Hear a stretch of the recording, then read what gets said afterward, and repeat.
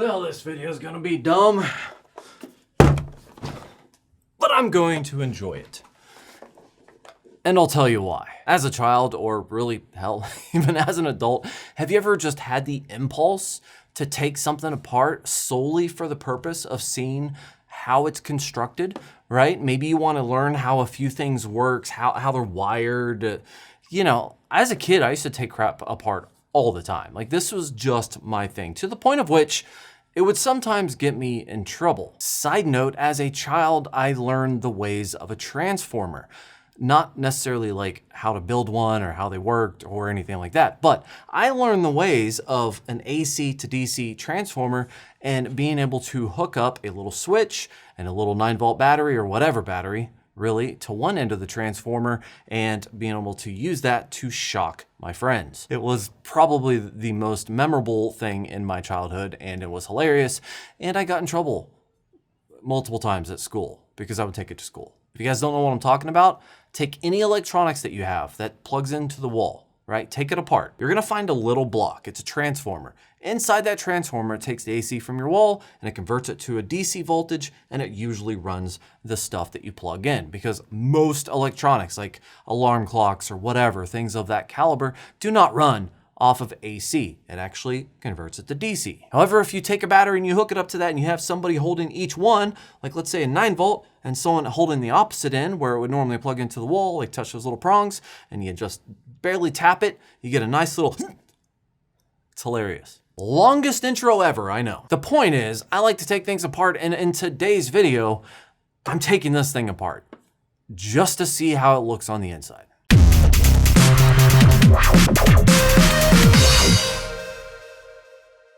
What's up, YouTube? Jason here with Byte My Bits. If you guys are not familiar with this device, I recommend ignoring the video that I made about it, because really there is absolutely no way I can recommend this to anybody, which is why I'm taking it apart today. This is the Infinite Combokit. It's a 600-watt portable power station that they sent to me for review. I absolutely hated it. Look, I'm not perfect when it comes to reviewing things. I don't know all the things. I don't know how to do everything just the best possible way, but I've tested batteries, a lot of them. And this is by far the single worst experience I've ever had testing a battery, both in all of my tests and also in real world use case scenarios. The latest of which being last weekend, where I went on my little yearly camping trip, 40 to 6, I think we had like 55 people there this year. But I went on the camping trip. I took this with me with the anticipation of forgetting it in somebody else's possession. The thing with YouTube is when you get things is you have like a good faith relationship where, one, you can't sell it. Most of the time you get prototype things, like you can't sell it, so it has no value. But two, they just kind of want you to hold on to things for as long as it could be relevant to whatever it is that you may do in the future. For example, if a brand sends you some RAM for your computer, right, and they want you to build a computer, well, they don't want you to turn around and sell that RAM after the video is done. They want you to keep that RAM, put it on a shelf. That way, if you ever need to build something in the future, you can pull that back up again and say, hey, look at this RAM from this company. And it's just, they get like a double hit for the sponsorship, that kind of thing. But this is from a company that I literally told them I want nothing to do with. I don't want any of their other products. I never want them to contact me again. I just don't care, because of how bad this is. And yes, I might be a little over dramatic about that. It's still somewhat functions, but when I took this to my camping trip, I wanted to allow somebody to use it, and hopefully I could just forget that they had it and they would take it home, aka passively giving it away. But every year they run a tiny fan. We're talking, I don't know, it's like a little camping fan, maybe 15 to 30 watts total on this fan, and it's AC driven. So when I say camping fan, it's not really a camping fan, it's just a really small fan. I wanted to give this to them and be like, hey, you can run this and just let me know how it works. And you can just run it all night, whatever, it'll power your fan, you're good to go. Also, you could charge your phones, which is another big deal to a lot of people, but you know, you're in a tent, so here you go. Try it out. The next day I found out that yes, they did use it to charge their phones, but unless the fan was on the highest setting, it would make weird noises, which is actually something I mentioned in my last video, but it's just funny, mainly because this is not a pure sine wave inverter in here. It's just funny that if they would turn it halfway down, it would make like a grinding noise. And in a close quarters situation, grinding noise is not a good way to try to sleep. Holy crap, 8 minutes of recording time already. I need to cut this down.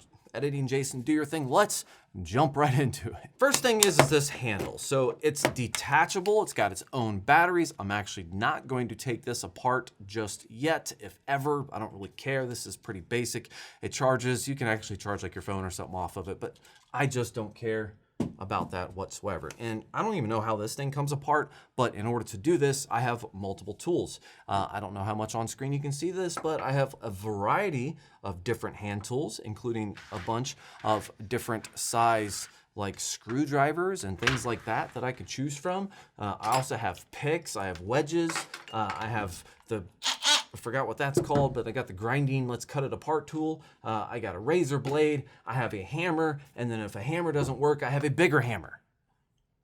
If you don't get it by now, I have absolutely zero intentions of putting this thing back together.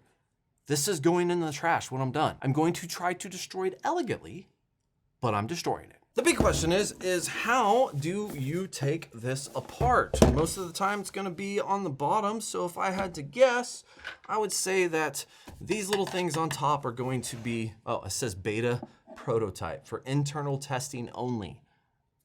God, that makes me feel a little bad. I mean, I just ripped into this whole battery thing. Like, it just freaking sucks. So, you know, it sucks that I'm so devoted to saying that it sucks. But it still sucks. Anyway, I'm sure that it's gotta be underneath here. Yes. Oh, of course they're a hex. All right, whatever. All of the screws are underneath here, so hopefully once I take these off, like hopefully it'll just like fall apart. Oh yeah, look at that. So that's yeah, that holds the entire thing apart. Like this thing might literally just fall apart. This might be the easiest destruction / taken apart video I've ever done. And I've never done any. So it will be.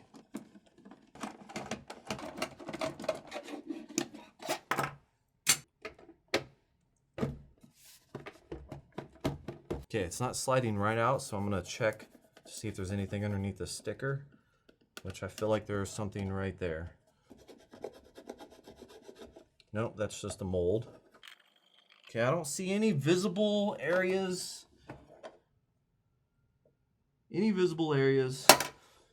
Where I could have additional screws holding this in. Okay. I've changed my mind on the handle thing. I think if this, oh, never mind. I unchanged my mind. Oh, okay. There we go. All right, so let me show you guys what I'm looking at here. So there's gonna be a few things that I'll have to take apart, and I'm gonna take pictures as I go, just so if I wanna do something later with the parts, I at least have an idea, a visual representation of how it came apart. But this is, the top just came right off.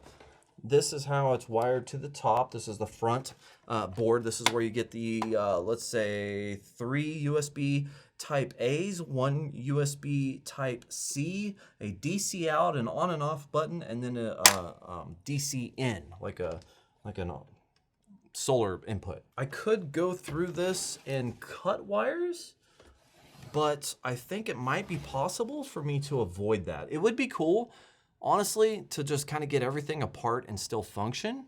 I don't know why, but just to kind of like see it all laid out and not just literally like destroyed.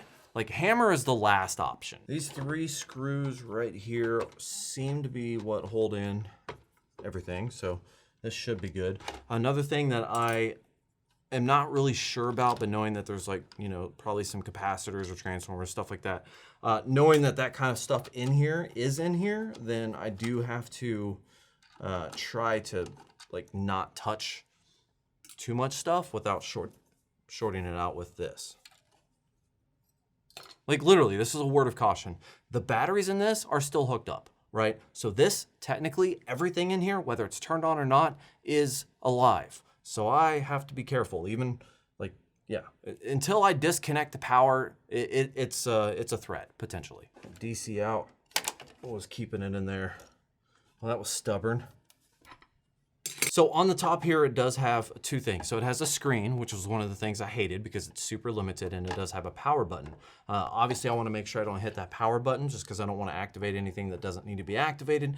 But I also do want to get this entire cap off. So now that I kind of have that done, I either A, am just going to cut those cables because what fell in?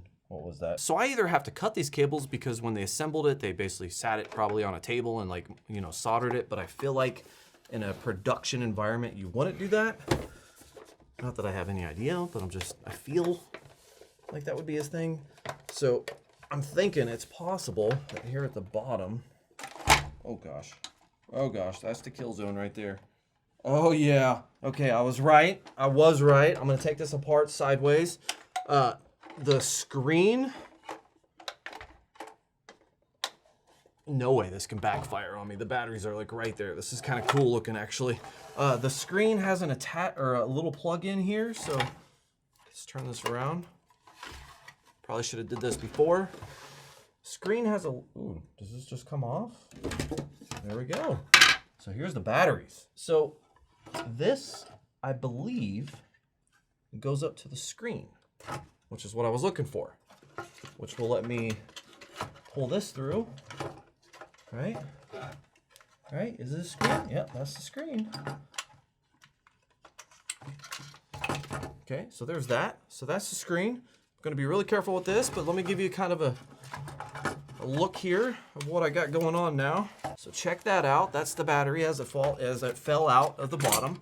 The bottom itself is just kind of like that. So we have just literally the top and bottom, and these long screws go from the bottom all the way into securing the top of the device. So, you know, not too super interesting, but I guess noteworthy nonetheless. And then for the power button, again, since this is soldered on and the way it's kind of like put in here, which I will show you here in a second, I don't think it's soldered while it's attached. So I believe this is the power button wire. I'm gonna take that off. So this is, I can take this apart later because these are just simple little clip. Fuck, I'm doing it right now. There we go.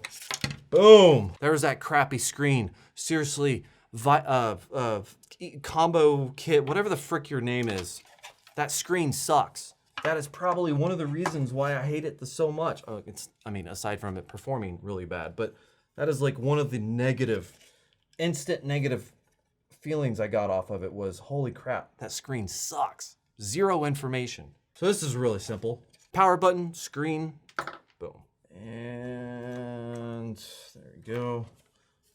Got all the screws out, got all the power disconnected. So now, even though there could be maybe something in there that has a capacitor or something, now I feel a lot better getting that disconnected. This is all the other stuff, which let's set that aside and let's take a look at this battery pack. All right.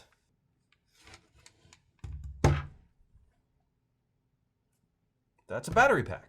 So on this side of the battery pack is the central computer, or BMS, I would imagine. So this is going to be the battery management system that is going to control how it charges and discharges, and, you know, probably has some heat or cold cutoffs. Like, this is the brains. This is what handles everything. And the power, this is where the power, just like if you tap this or hook the power up to this, this is going to turn it on. This is going to be the screen readout. There are some unused connections that I absolutely did not unplug. So we have 1, 2, 3 unused connections. You know, that could be for programming, diagnostics, whatever. We also have a couple switches over here, which I don't really want to touch too much of this, but we do have a couple switches over here. They're both currently set to on. They're marked as number 1 and number 2. So I'm not an electronic engineer. I do not know how to look at this and dissect every single thing about it. That's just not within my skill set. All I know is that this is going to be the brains of the charging of the battery pack itself, or at least that's what I assume. Let me look. There are still some components in here, but I'm really looking at this. I see transformers, so I do not think that this has anything to do with the charging aside from just, you know, having power. As far as the batteries go, let's take a look at the other side here. I should be able to, yeah, it should be fine. Probably set it like this. Okay, so these are lithium ion cells, obviously 3.7 volts. So again, these were not LifePal. That was another thing that I think was a big miss, just because we are in the era of Life PO4 batteries. Like that's just where we are. They perform better, they last longer.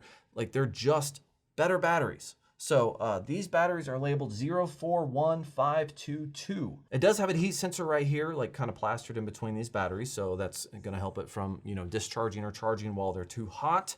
So it's a safety mechanism there. That's good to see. Just taking a brief look at the way this is constructed is I definitely cannot take apart this battery cell without removing the metal connections and everything. So those connections solder directly to the board. And it looks like it is broken down into, it looks like we have these broken down into groups, like on the front. So we have 14 batteries connected together on this side, and then we have 7 batteries connected together on this side. And the same thing is over here. So we have, it's actually opposite sides. So we have the small side on this side and whatever. But on this one, we have 14 batteries hooked up in series. And then we have 7 hooked up here. I want to see what kind of voltage this thing runs off of. Yeah, I want to see what kind of voltage I'm getting. Let's see what this, at the end of the string, like the actual connectors here, I'm getting a total of 21.9 volts. So however the batteries hook up, I'm getting a total from these lugs, without it actually being turned on and activated or whatever, is 21.9 active volts coming out of these 2 lugs right here. So studs, lugs, whatever. This is definitely going to be something because I want to take a look at these batteries a little bit closer. This is going to be something that I'm going to take a solder iron to, just because if I want to use this as some sort of a battery pack somehow for something, I have absolutely no idea. But if I don't want to just throw it away, but I want to use this as some sort of a battery pack somehow, some way, I do want to keep that board put together. But as far as the battery cells themselves, like I said, there's 04152, and there's another one in here, something 004,000. Looks like they're both switched around. So I can't actually tell if these was it 18650s or 18500s, 8500, something like that. Anyways, there's a couple different ones that are in that 3-point cell range. They're just the standard lithium batteries. I don't know. I'll have to delicately take that apart. I do not want to force that apart right now. So I'm just gonna set that right here. Been trying to take this apart delicately. So taking a look at the bottom, we have some of our, we've got an AC output. We have an AC input. I don't know why I'm not even showing you on the camera. So you have the AC outputs, you have the AC input. The good thing about, the one thing I did like about this is that it handles all of the conversion. Like the box normally with a lot of chargers are external. So you have to plug in like this, I think it's called a D plug or something. You have to plug in that standard computer style plug-in into an external power brick, and then that converts it into a DC voltage that the system can use.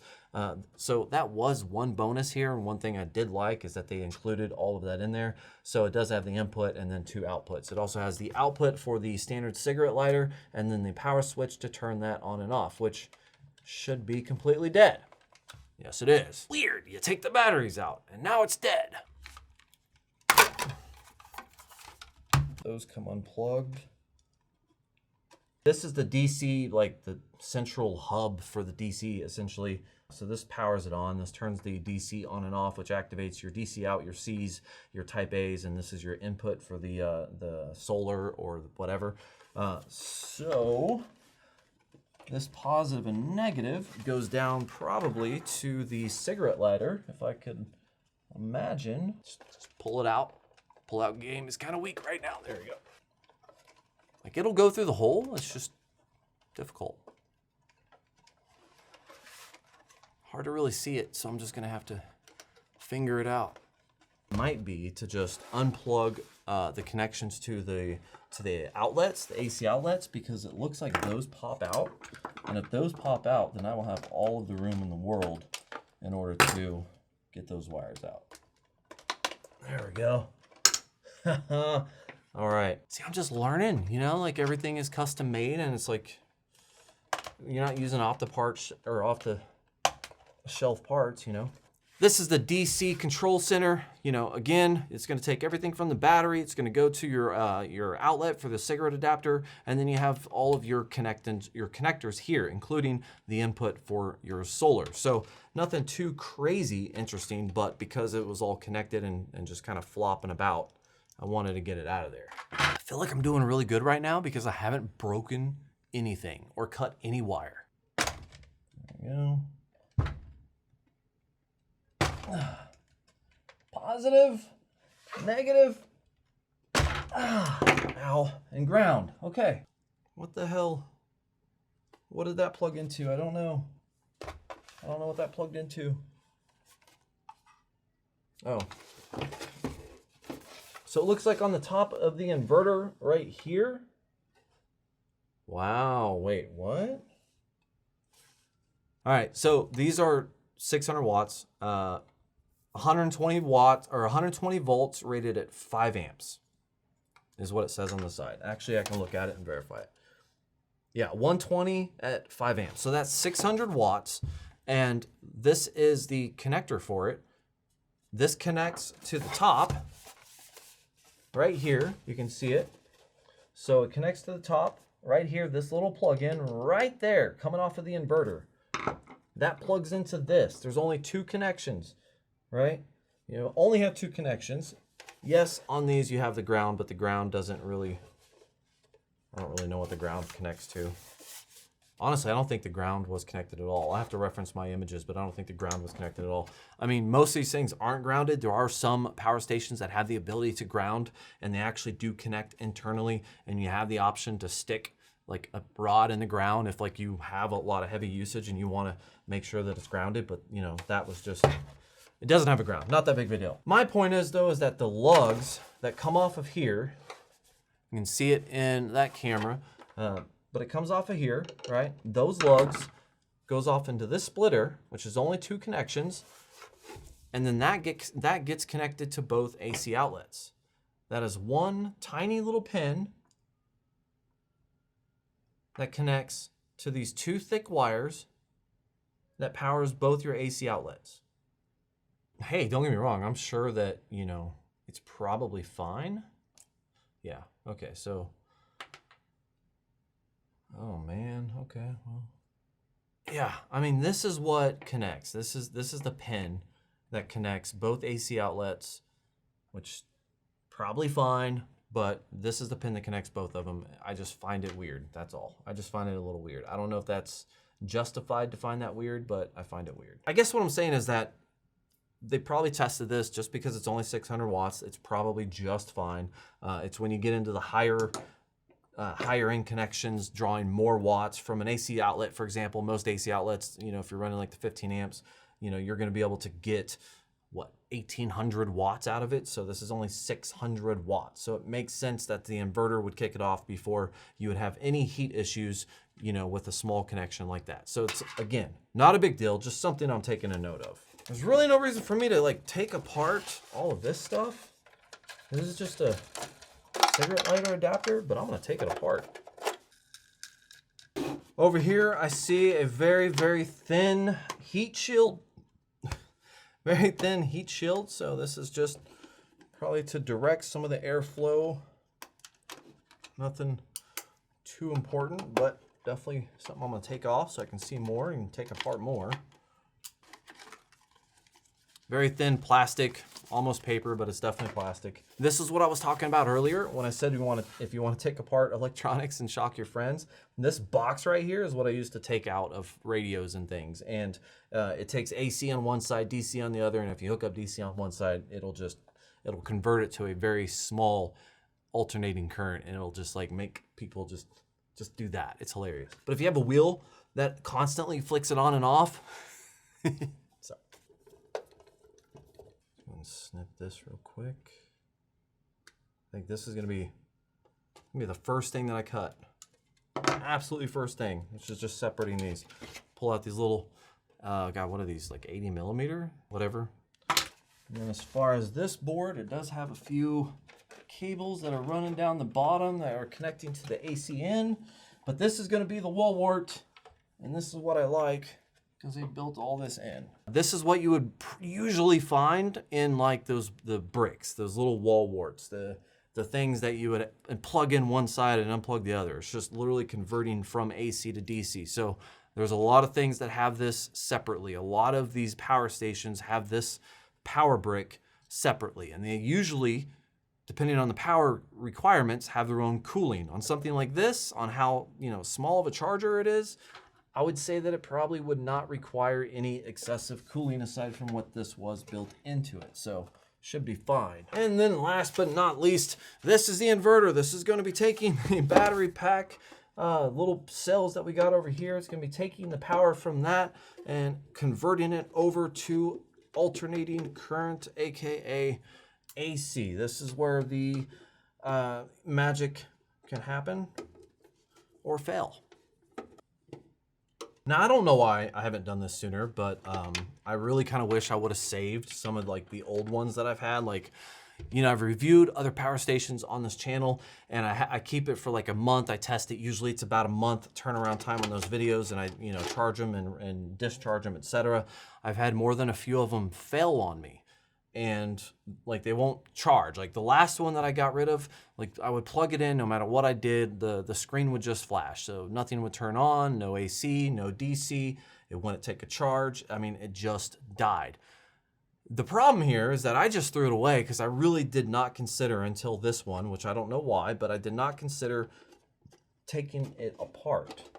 And the reason why I kind of wish I would have, is I'll show you. I wish I had the ability to explain pure sine wave and not pure sine wave. I forgot what the other, whatever, but it's just not as clean. It's not, it's with this, it's like, because it's alternating current, you get a flat and then it jumps up, flat, jumps down, flat.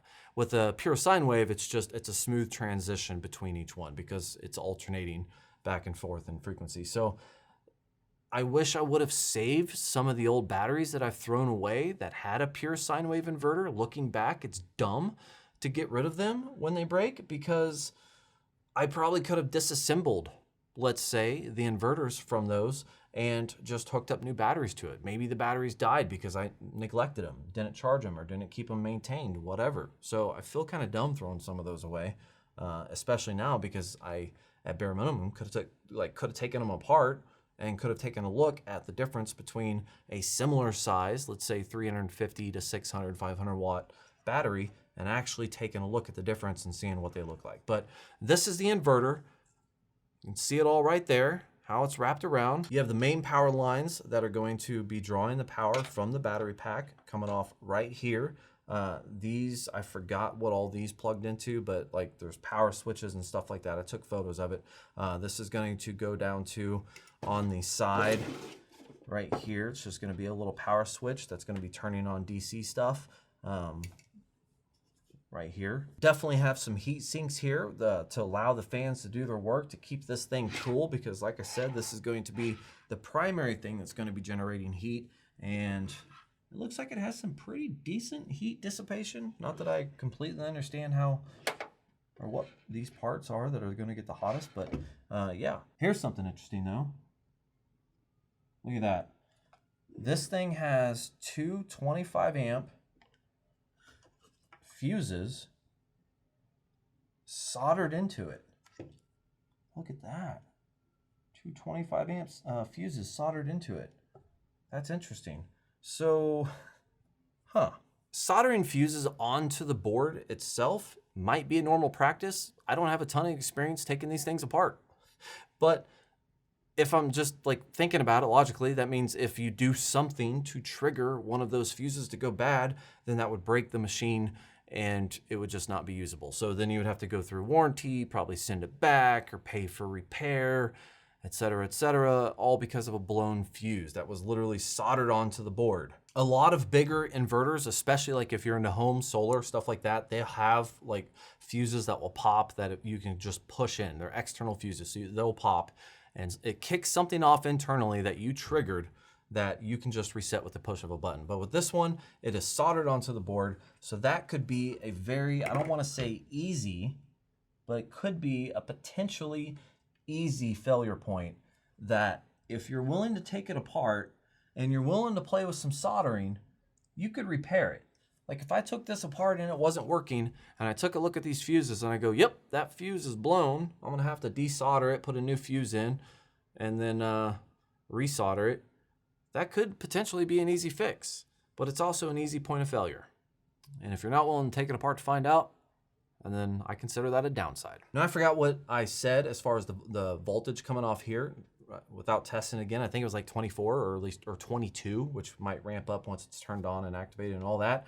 So that would tell me that if this is a 24 volt system, right? This has 42 batteries. At 3.7 volts. If this is running 24, that means you're probably going to be running these in packs of 7, which, you know, hey, I don't fully understand it. I want to break this down more. But what I do want to do later on, not included in this video, is, and the reason why I took it all apart, is I want to reattach stuff, right? Just bare minimum, like let's say the inverter. I want to reattach stuff, turn things on and utilize it, and then kind of get some readings with my ohm meter over there and just kind of see what kind of voltages I'm pulling, you know, just try to get a better understanding. And I might even look through, I don't think I have an inverter. I don't know. If I get another inverter though, it would be interesting to just like hook up to these lugs in this power pack and just see what I can Frankenstein together for no reason whatsoever, but I just want to see what I can do with it. But anyways, there you have it. That, my friends, is the E-Infinite Combokit teardown. And probably the sole reason why I completely and utterly hate this thing is this. It is not pure sine wave. What gets me is the price. Like I mentioned in my video, it was like $569 or something, $529 with a sale on a Kickstarter or something like that. And their original suggested retail value was over $700, which seems ridiculous for something that only puts out 600 watts, does not have a pure sine wave inverter, and is also not powered by live PO4 batteries. So to me, that doesn't make sense. And you add on top of that, let's just go ahead and rub salt in the wound, which is the reason why I really, really hate this, is this freaking readout. This readout is so basic. You'll have to watch the video to see it. It's so basic. It basically gives you nothing. They could have done so much more with just a simple readout, even at the same size. They could have done so much more. Just give me more information. If you're gonna spend $500, $600, $700 on a portable power station, especially in this day and age, with how many options are available made by completely unknown companies like E-Infinite is, you should be able to offer more value for your dollar. That's all I'm saying. Well, guys, that's it for today. This has taken me 1 hour and 36 minutes. I'm gonna try to cut this down to like 20 minutes. So let's see how I do.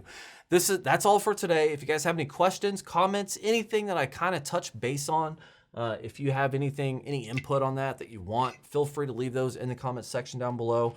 So DC, AC, battery pack. So feel free to leave comments, you know, anything down below that you think is going to be useful information. I'm going to be Frankensteining some stuff together on my spare time, which I don't have a lot of, but I'm going to be Frankensteining some of this together and to the point of failure, just to kind of get a better idea of how things work together, and then kind of sort of see, possibly, maybe in the future, what I can combine, mix and match between other failed components, other failed batteries, see if I can pull battery packs, inverters, etc.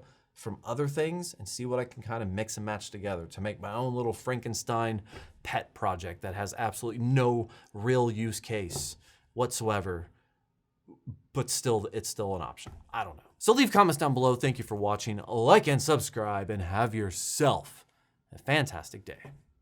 It's so crazy because like $500-600, right? The most valuable thing to me right now, this whole ordeal, this whole the most valuable thing to me, let's see, maybe the DC, I don't even see that. The inverter is not worth anything. Like, that's trash. I'm gonna keep this just for any kind of future project, but that's trash. This thing sucks. I don't know what I would ever use this for. The battery pack, I'm gonna tear it apart, which means I'm probably gonna ruin it as a battery pack. But, like, literally the raw batteries are the best, or the most thing that has any value. I mean, what are those, like 60 cents each? I mean, there's 42 of them. Probably cheaper than bullets nowadays. I mean, come on. But still, yeah, I don't know. God, I really should have saved those old. I could have built together and bought like a separate BMS system, like a battery management system. Like I could have did something else. So I'm really kind of regretting not tearing things apart before today. But the battery pack is the only thing out of this entire ordeal that really means anything anymore. All the rest of it is spare electronic parts. Crap parts. Like, what is that? That's crap.